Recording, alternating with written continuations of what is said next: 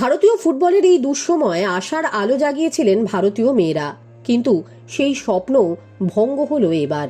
Asia cup থেকে বিদায় নিল ভারতীয় মহিলা ফুটবল দল। প্রথম ম্যাচে ভিয়েতনামের কাছে হার, দ্বিতীয় ম্যাচে জাপানের কাছে 11 গোল হজম করার পরও পরের পর্বে যাওয়ার একটা ক্ষীণ আশা ছিল ভারতীয় মহিলা দলের জন্য। পরের পর্বে গেলে বিশ্বকাপের পথও মসৃণ হতে পারত, কারণ শেষ 8 থেকে 6টা দল বিশ্বকাপে খেলবে।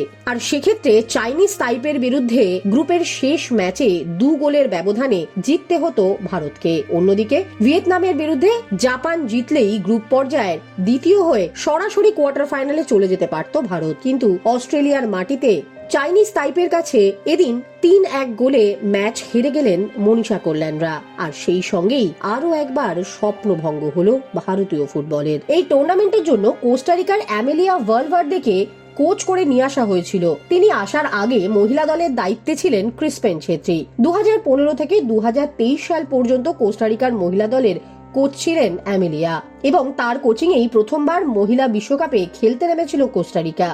স্বভাবতই আকর্ষণীয় বায়োডাটা। কিন্তু প্রশ্ন, যখন অ্যামেলিয়াকে দায়িত্ব দেওয়াই হলো, তাহলে এত দেরিতে কেন? টুর্নামেন্টের ঠিক আগে কোচ বদল হওয়া কি সমস্যা হয়ে দেখা দিল ভারতীয় মহিলা দলের জন্য?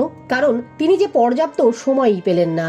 এশিয়া কাপের শুরুতেই জার্সি ঠিকঠাক না পাওয়া নিয়ে বিতর্ক তৈরি হয়েছিল। প্রথম ম্যাচ খেলার আগে অবশ্য সেই বিতর্ক থেকে বেরিয়ে আসতে পেরেছিল ভারতীয় দল। যদিও এই সব মিলিয়ে ফেডারেশনের দিকে প্রশ্নের আঙুল উঠছেই। ভারতীয় মহিলা দলের এই ব্যর্থতার দায় কি এআইএফএফ এরও নয়?